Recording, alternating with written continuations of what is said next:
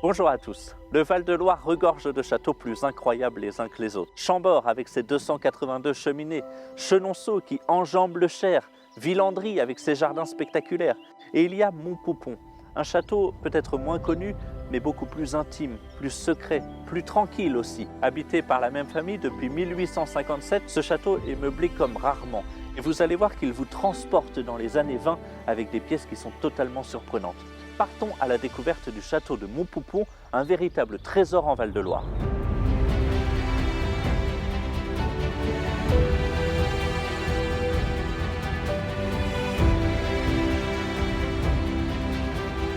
Dominant un vallon verdoyant, le château de Montpoupon se trouve dans un cadre naturel spectaculaire. Ici, règne le calme et la sérénité. Perché sur son éperon rocheux, offrant une vue sur 3 vallées, il bénéficie d'une position stratégique permettant de surveiller la route d'Espagne. Un atout qu'exploite immédiatement Fulquenera au XIe siècle.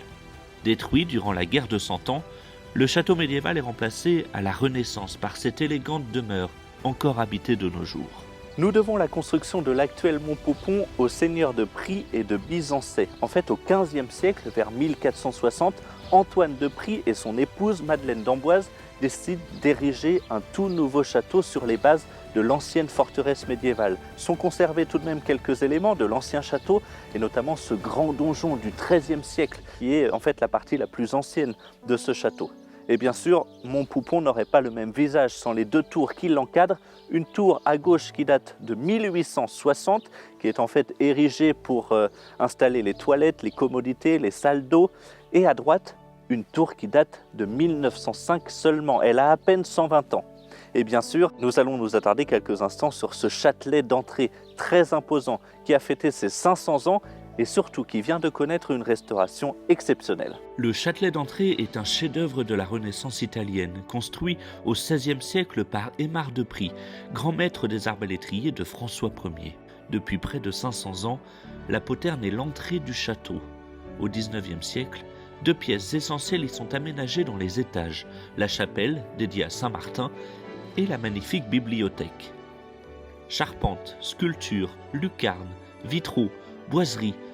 En 2020 et 2021, le châtelet est entièrement restauré grâce à l'intervention de 7 corps de métier et le travail exceptionnel des entreprises de la région. Dès qu'on entre dans le château de Montpoupon, on se rend compte de la vie qui s'en dégage. C'est une atmosphère toute particulière. Ici, on retrouve de nombreux souvenirs de la famille, notamment qui est propriétaire des lieux depuis 1857. Regardez par exemple, ici, vous avez le portrait de Solange de la Motte Saint-Pierre, qui est la femme qui a habité le château jusqu'en 2005. Elle est décédée en 2005, nous en reparlerons tout à l'heure. Et vous avez de nombreux souvenirs, par exemple, regardez cette jardinière qui a été transformée en rafraîchissoir à bouteilles, ou encore, regardez ici, vous avez un tourne-disque qui fonctionne encore aujourd'hui. Et sur la cheminée monumentale, on retrouve le A de la famille d'Amboise qui a été propriétaire de ce château de Montpoupon. Vous voyez que c'est un lieu extrêmement convivial, on a de nombreux souvenirs et c'est ce qui fait vraiment tout son charme.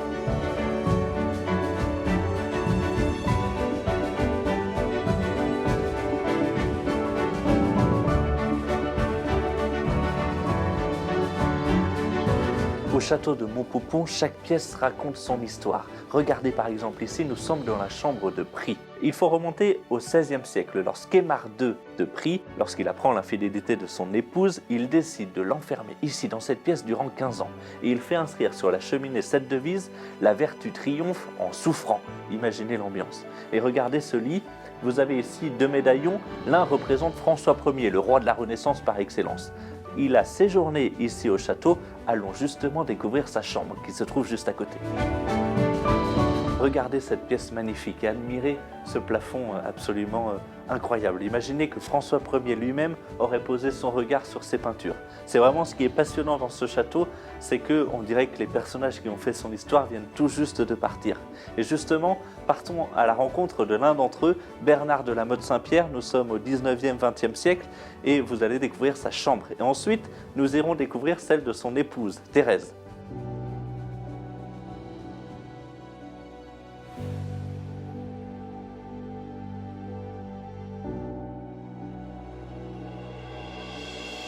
Bernard de la Motte Saint-Pierre naît au château en 1875. Après la Première Guerre mondiale, il engage de lourds travaux de restauration et de modernisation du château.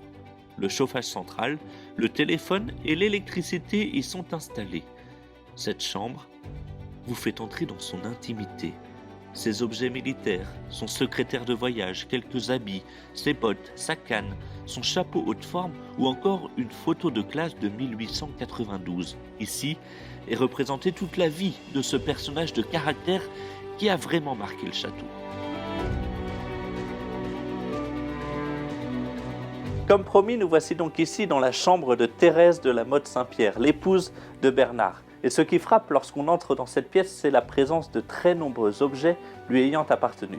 Vous avez ici ses montres, son parapluie, ses paires de chaussures, l'une de ses robes, ses très nombreuses boîtes Hermès. Et regardez ici, vous avez 2 lits. Eh bien, ça s'explique par le fait que Thérèse s'étant cassé le col du fémur, elle était assistée d'une infirmière qui avait donc son lit juste à côté d'elle.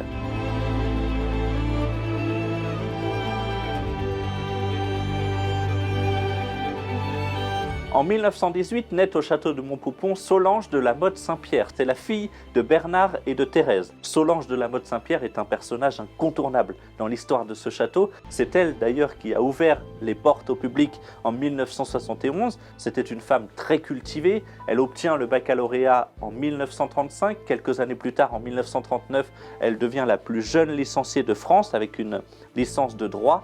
Et lorsqu'on observe cette chambre, on comprend très rapidement qu'elle était passionnée de sport. On retrouve ses raquettes de tennis, ses patins à glace. Elle était absolument folle d'équitation. Et puis, dans cette chambre qu'elle a occupée jusque dans les années 1960, on retrouve également de très nombreux objets d'enfants. Ces objets d'enfants, ces jouets d'enfants. Vous avez ici un cheval à bascule de la fin du 19e siècle. Vous avez le théâtre de Guignol absolument fabuleux ici. Enfin, cette chambre regorge de souvenirs qui montre vraiment la personnalité de cette femme de caractère. Solange de la Motte Saint-Pierre décède en 2005, alors qu'elle est âgée de 87 ans. Depuis, c'est son neveu, Amaury de Louvancourt, qui gère cette magnifique propriété, perpétue ses traditions et transmet aux visiteurs ce bel héritage familial.